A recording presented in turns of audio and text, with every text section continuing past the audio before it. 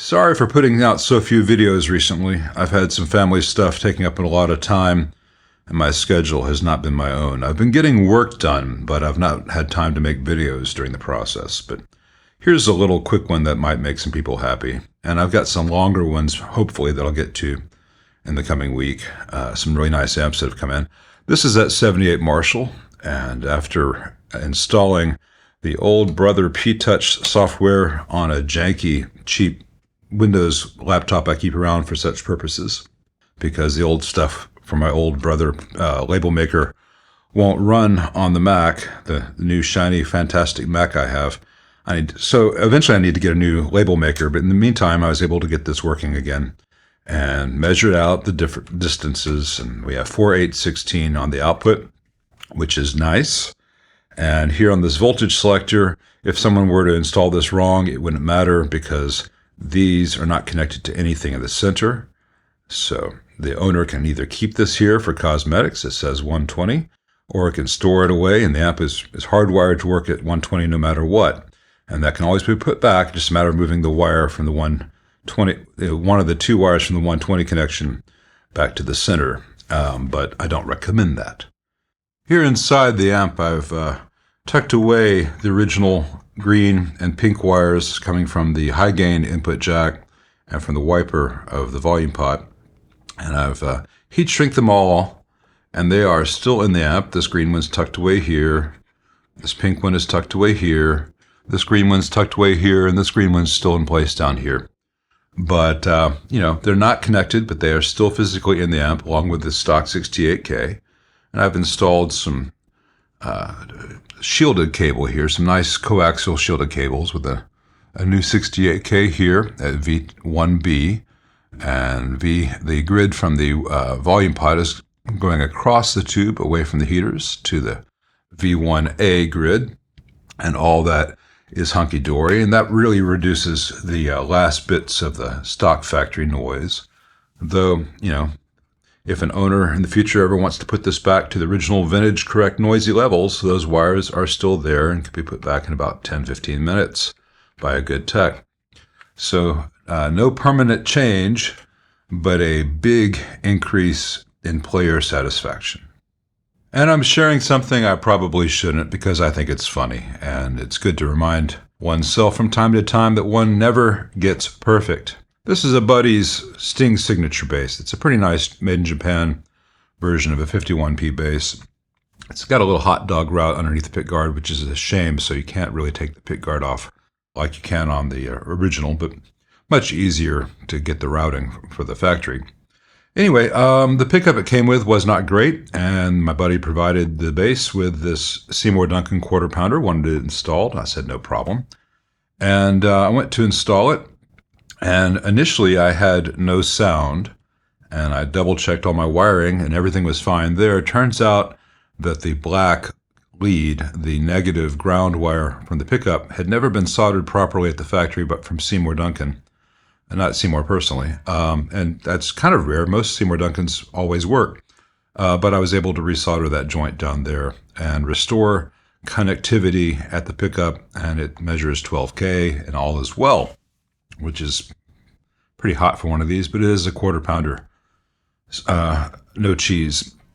Anyway, then during the course of all this, I was really unhappy with the stock electronics. So I went to change them out, and, what's up with this, you may ask? Well, I did a dumb thing. Right now, I've just got these wires tack soldered to each other and taped off so I can make sure the pickup is working. As it came in, the amp, not the amp, sorry, old habits, and this is backwards, sorry. The bass had these really crappy 16 millimeter pots. Just horrible, no good, terrible feel, terrible sound, and they are split shaft pots with a set screw knob, which is just asking for knob wobble at the very least. And they weren't tight. And I thought, well, I'll do my buddy a solid. I've got some good pots. So without thinking too much about it, I drilled these out from 7 millimeters to 3/8 inch, and I put in these very nice Mojo Tone pots. these vintage taper 250Ks, and all was going to be well. And you can see I've got the nuts on the pots, so it doesn't go all the way in, but it did. And you can see little marks where the tooth washers were, and it was all sounding great. Testing outside the base, and I went to put the knobs on, and I discovered that they used pretty high quality knobs, but with only a metric opening. Usually the same knob will work on a metric or a 3/8 inch bushing, which is quarter inch shaft. These don't work, and I thought, well, that's not a big deal. I've got some telly knobs sitting around somewhere. I've got a stash of stuff I've accumulated over the years. And I went to put this in here, and lo and behold, Fender didn't route this out to the standard dimensions. So it is way, way too small to take two standard pots, 24 millimeter diameter pots. And yes, I could take the bass all the way apart, remove the pickguard, remove the bridge, get out the router, make my marks, enlarge the entire thing. That's well beyond what I was prepared to do given the time constraints I've had.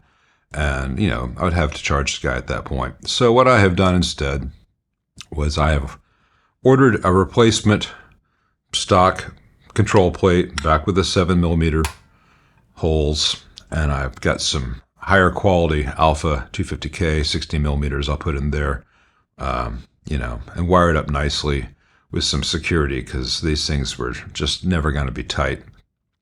And put it all back, and it'll be what it is. And I really should have verified that the pot would fit before drilling out these holes, reaming out these holes. So, you know, I get accused of being egotistical in these videos. I'm proud of my work, and I try to do good work, but I make too many dumb mistakes like this to be too egotistical about such things. I don't make this mistake very often. I haven't made this mistake in many, many years. I only make new and exciting mistakes. And in my defense, I was really tired when I did this, but that's not really a defense. So if you're thinking about doing this kind of stuff, don't be me.